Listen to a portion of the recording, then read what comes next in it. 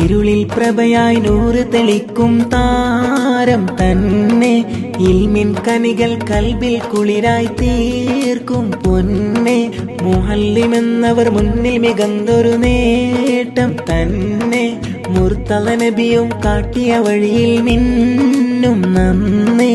മുഅല്ലിമെന്നത് നൂറാണ്, മുസ്തഫ നൂറിനഴകാണ്, മുത്തൊളി തങ്ങളെ വഴിയാണ്, മുന്തിയൊരുന്നും ഇവരാണ്.